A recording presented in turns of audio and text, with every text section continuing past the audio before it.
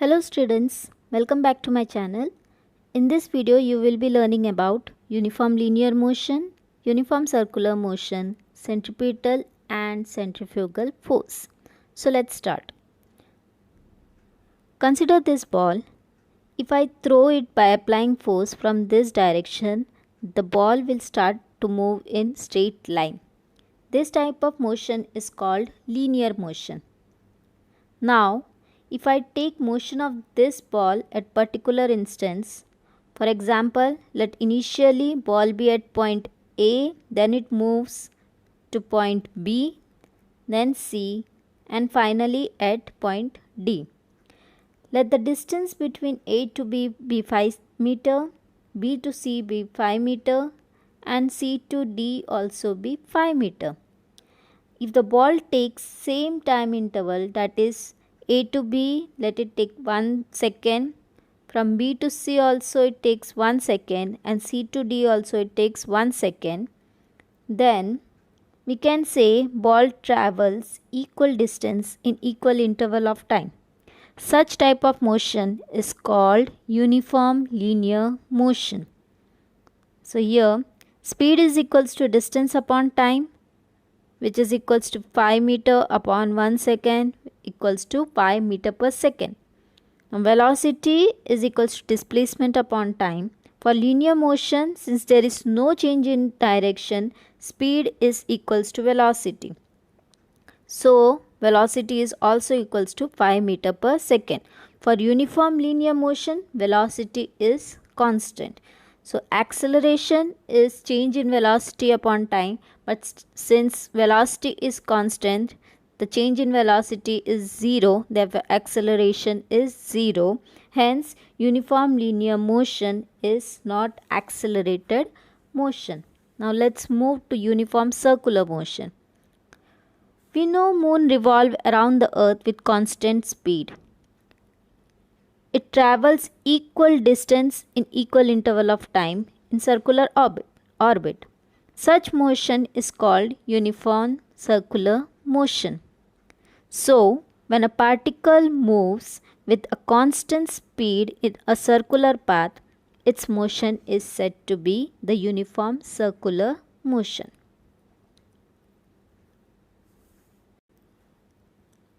Let's learn more about uniform circular motion.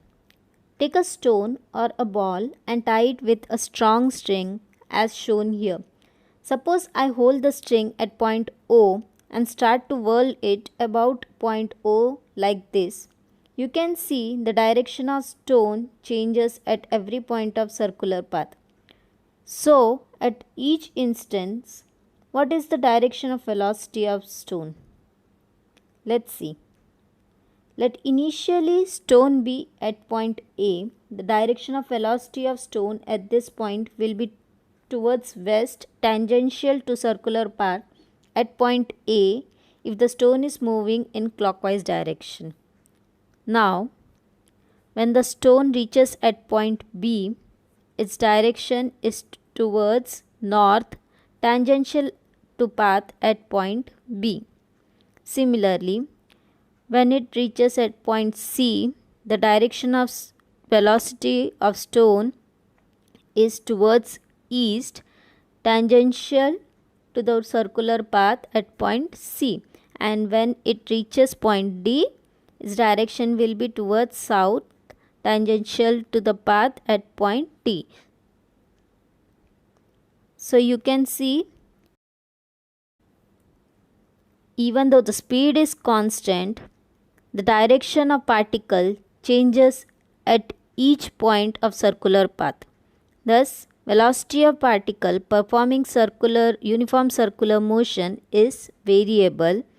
Hence, uniform circular motion is an accelerated motion. So, what's the difference between uniform circular motion and the uniform linear motion? In uniform linear motion, speed and velocity are constant. Acceleration is 0. That is, uniform linear motion is an unaccelerated motion. In uniform circular motion, speed is constant, but velocity and acceleration is variable. Hence, it is an accelerated motion.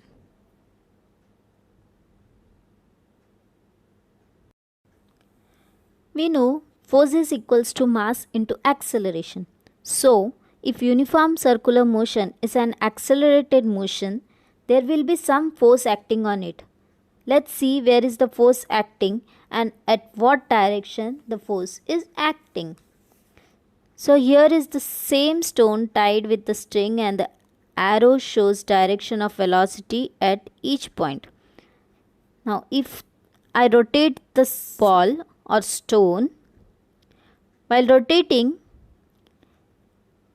if I cut the string at this point, the stone will fly off in the direction of velocity of stone, that is tangential to the circular path.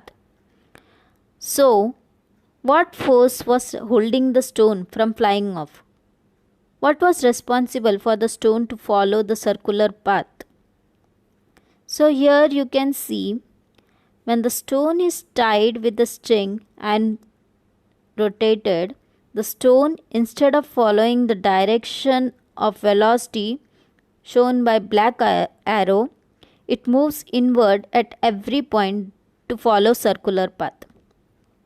That is, there is some force which is acting radially inwards towards the center of circular path. This force is called centripetal force. Centripetal means center seeking. So centripetal force is a center seeking force which is directed radially inwards towards the center. Here the centripetal force is provided by the force of tension along the string. This was the reason that when I cut the rope, the force of tension ceases to act and the stone no longer follows circular path. Instead, it follows the direction of velocity. Let's see another example. Here we have a merry-go-round.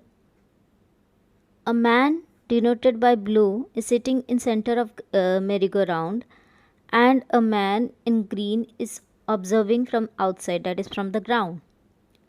A ball is tied with a strong string attached to it at the center of merry-go-round. Initially, when the platform of merry-go-round is stationary, the ball is seen stationary and the string is loose.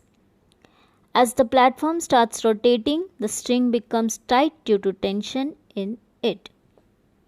Now, when the merry-go-round starts rotating, the blue man as well as the ball rotates.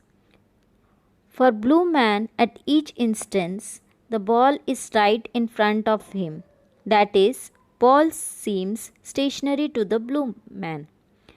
Whereas for the green man observing from outside, there is some force acting on the ball radially inwards towards the center of the merry-go-round. This force is responsible for the circular motion of the ball. This force, which acts on a body radially inwards towards the center of circular path, is called centripetal force. Now, in the same experiment, when the merry-go-round is rotating, the ball and the blue man is also rotating. Suddenly, if the string breaks, the green man observes that the ball is moving in a straight line along the direction of velocity when the string broke. What is the observation of blue man at this point? Let's see. Just before the string broke, the ball was just in front of the blue man. Let the point at which the blue man is sitting be A, whereas the point of the ball be P. So the distance between the blue man and the ball is AP. Now, when the string break and the ball reaches P dash, the ball is still in front of the blue man, but the distance A dash P dash has increased. Further, when the ball reaches at P double dash, the ball is still in front of the blue man, but distance A double dash P double dash has increased more.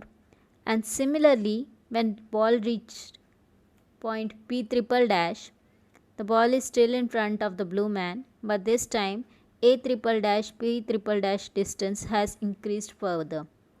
Thus, for blue man who was observing from rotating frame of reference, there is a force acting on the ball radially outwards, due to which ball is going farther away from him. This force assumed by an observer moving with the body to act radially outward from the center of the circular path is called the centrifugal force. Here I have used word assumed because there is no such force acting on the ball, but it is just observed or experienced by the person in rotating frame. For the green man observing from the stationary frame, there is no such force acting radially outwards. He sees the ball is moving in a straight line. Hence, centrifugal force is a fictitious force. Still confused? Let's take one more example. Consider this car which is moving in a straight line and suddenly takes turn. Here, the direction of car is along the circular path. The force of friction acting upon the turned wheels of car and the road provides centripetal force required by the car for circular motion along the curve.